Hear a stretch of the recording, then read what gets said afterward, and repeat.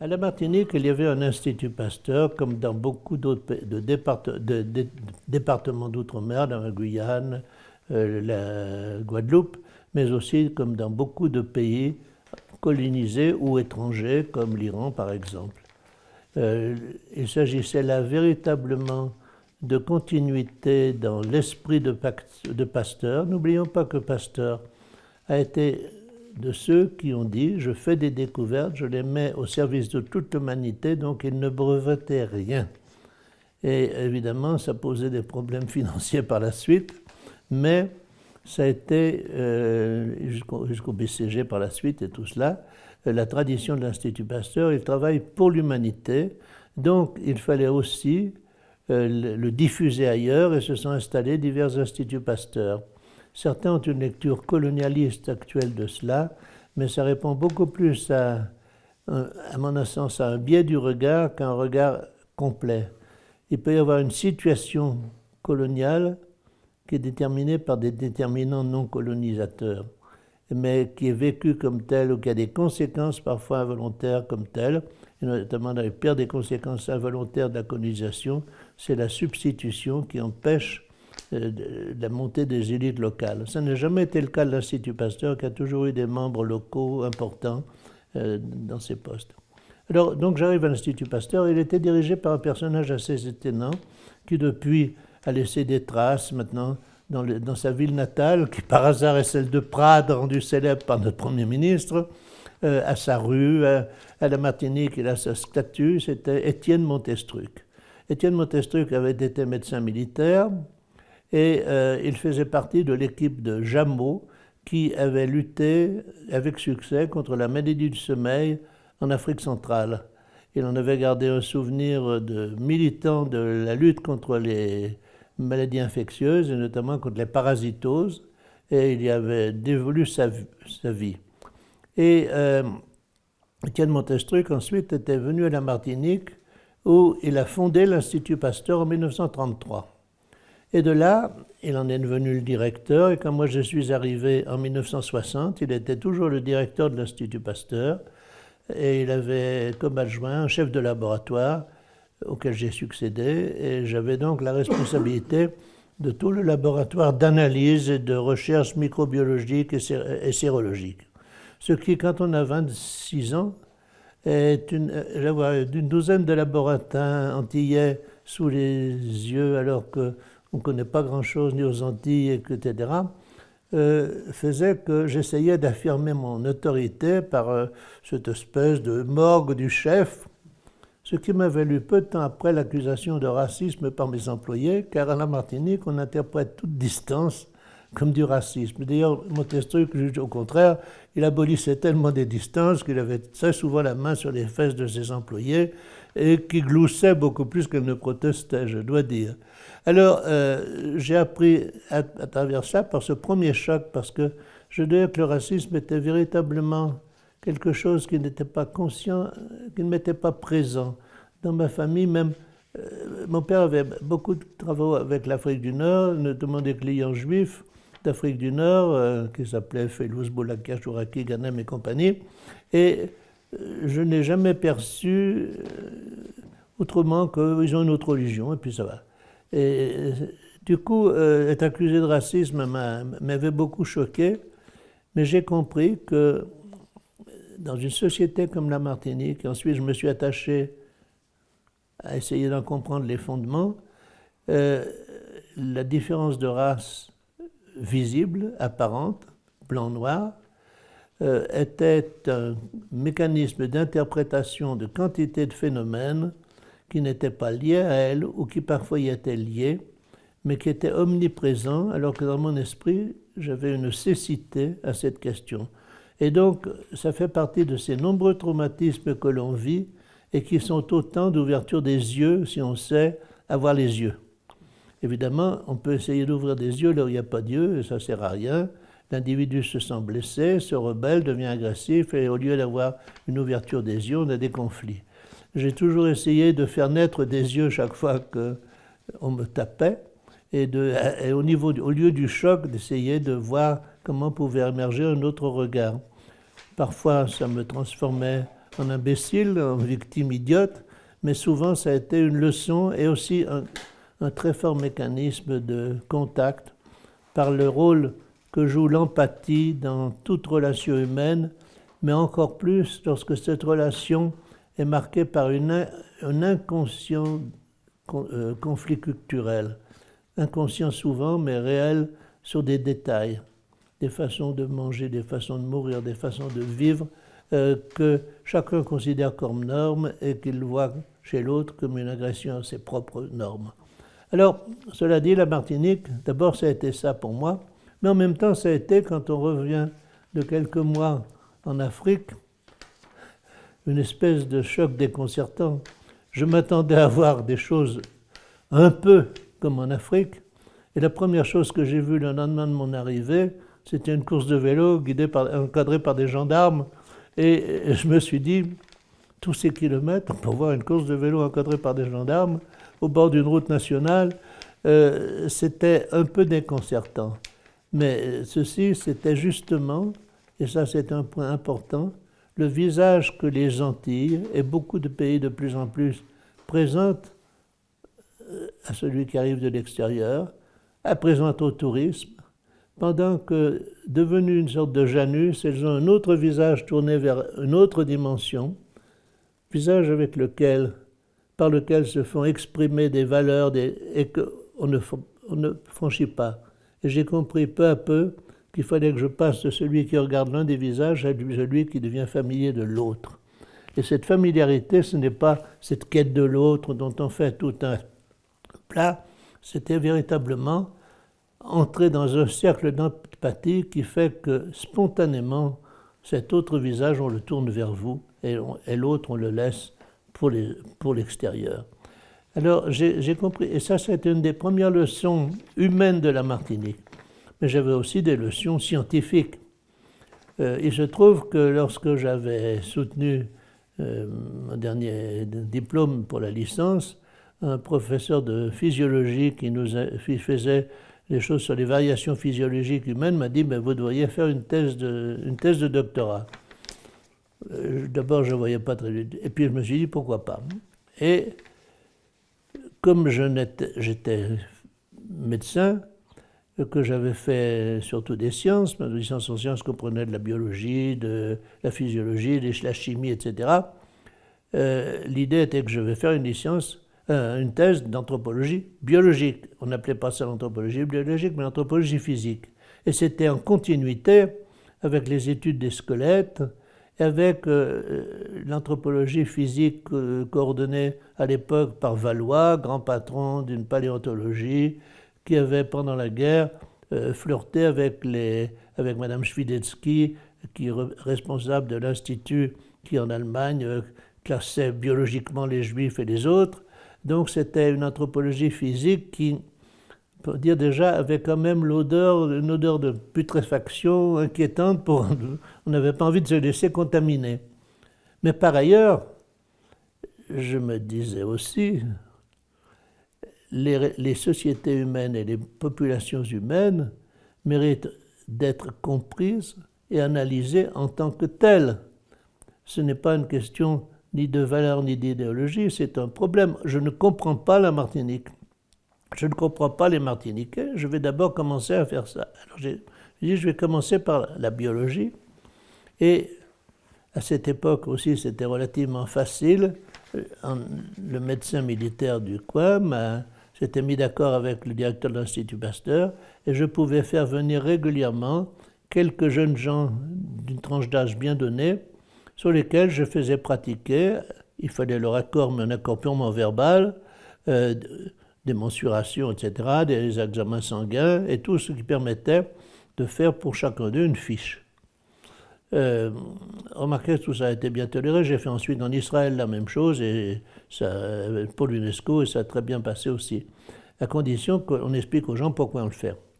Donc j'avais des données d'anthropologie biologique, et c'est à ce moment-là seulement, ça va vous paraître idiot, mais c'est souvent comme ça, que j'ai découvert que c'était des gens métissés. J'étais à la Martinique avec cette vision, c'est un pays où il y a des Noirs et des Blancs. Mais en fait, c'est un pays de métis. Et comment je le voyais? Je le voyais d'abord d'après la variabilité des caractères que je mesurais, qui en Afrique était dans un sens, en Europe dans un autre, et là, la courbe de variabilité était beaucoup plus large. Et puis, je le voyais par le fait que les groupes sanguins se situaient à une certaine distance, à la fois de la moyenne en France et de la moyenne dans la moyenne d'Afrique de l'Ouest, de la zone d'où arrivaient les anciens esclaves, etc.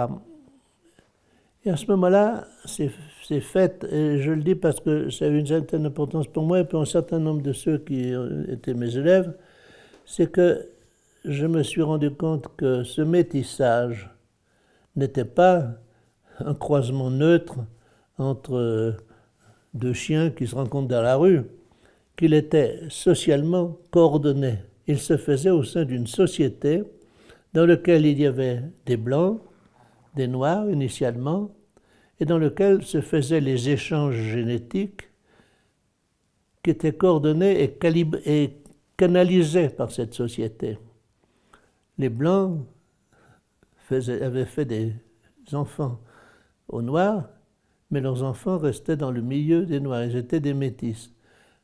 Les blancs ne recevaient pas d'arrivée des noirs, car à la Martinique, le groupe blanc qu'on appelle les Békés pratiquait et pratique toujours un contrôle généalogique, pas un simple contrôle morphologique, l'apparence, mais généalogique, qui faisait que même si vous aviez un ancêtre à 6 générations qui était lui-même métis, etc., vous n'étiez plus déjà tel. À Saint-Barthélemy, on avait une jolie expression pour désigner des gens comme ça, on les appelait les cotons jaunes.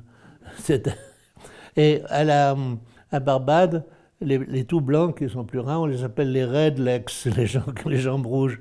Et toute cette typologie qui indique derrière une dynamique sociale m'a introduit à l'idée qu'il fallait que j'étudie la dynamique sociale de ce métissage, c'est-à-dire la manière dont la société joue avec les gènes comme des joueurs jouent avec les cartes.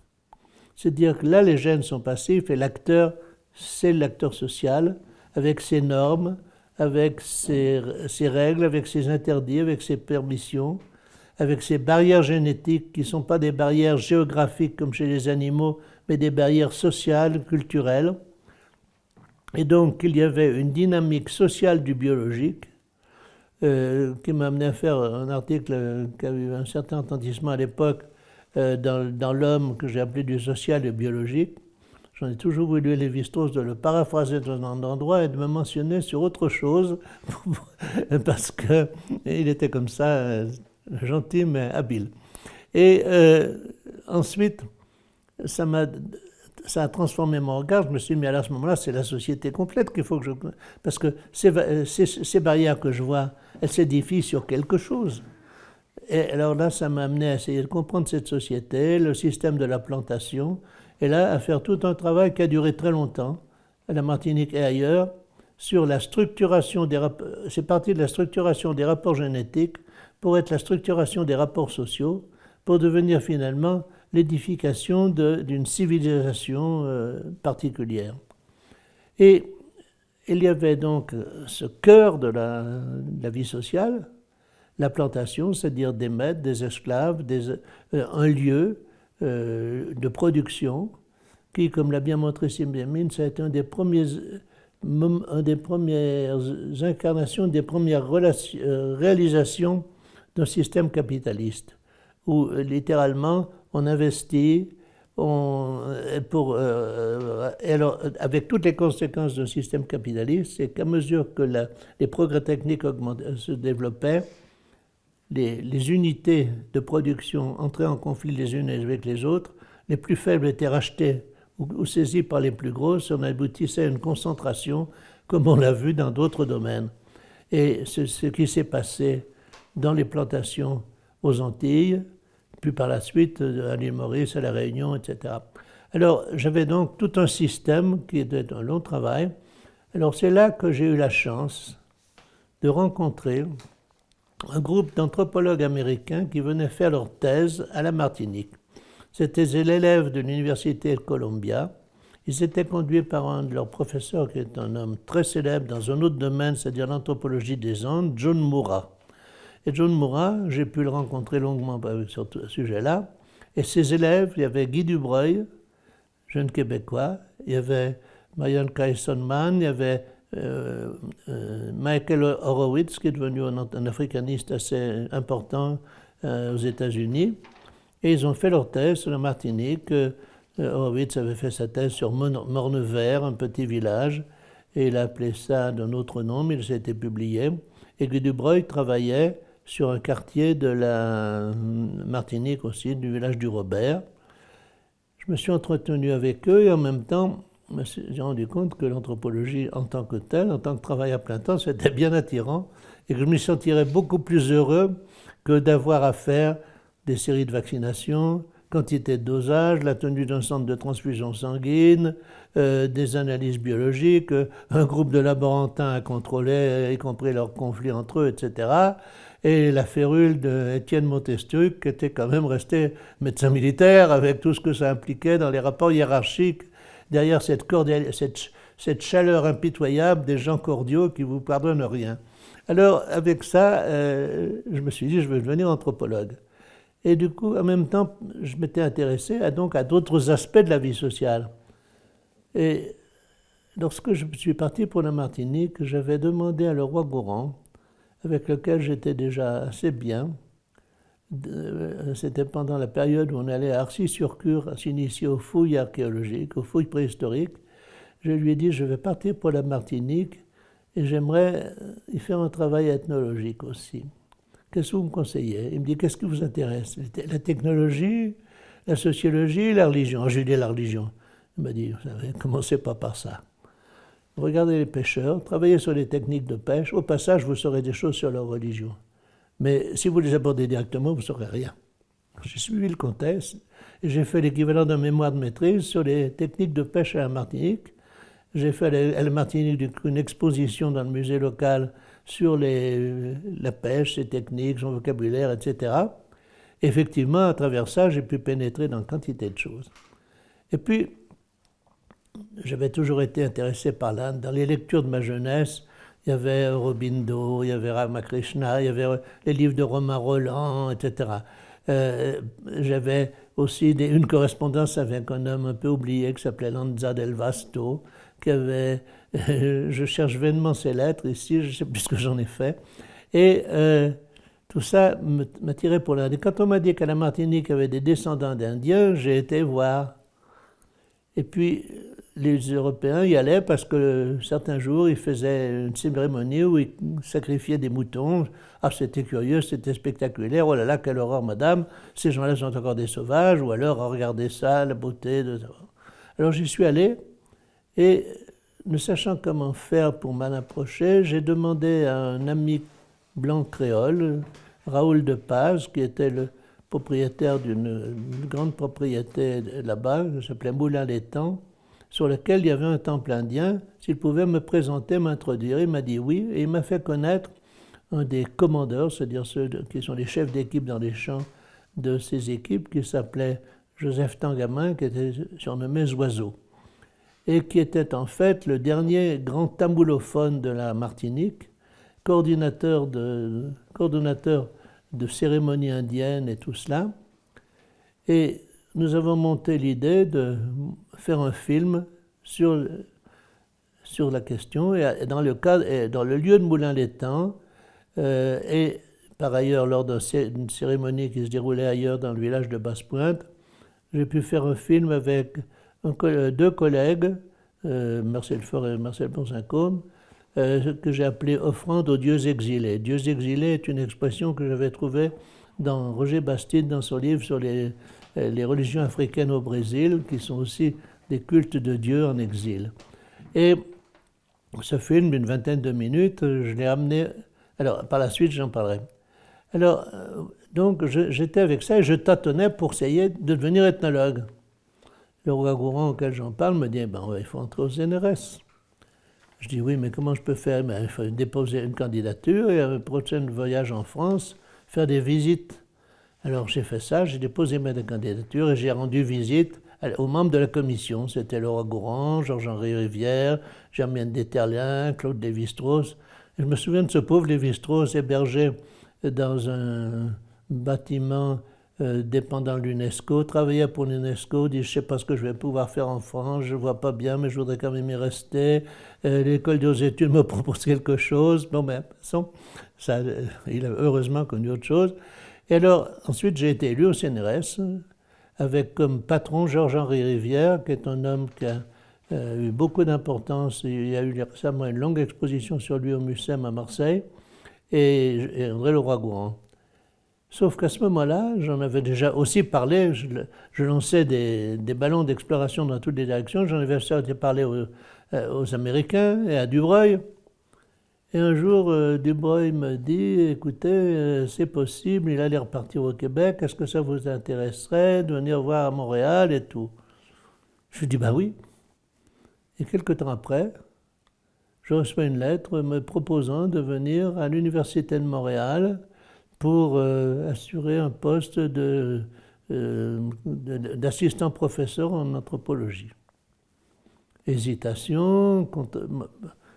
Alors j'ai négocié avec l'Institut Pasteur, où le médecin général Vaucel, qui commandait les instituts d'outre-mer, était un peu réticent, me disant c'est pareil, ils vont tous à l'université. Et finalement, j'ai obtenu un détachement de 2 ans pour pouvoir tenter ma chance, parce que le Québec, à l'époque, on ne savait pas bien ce que c'était.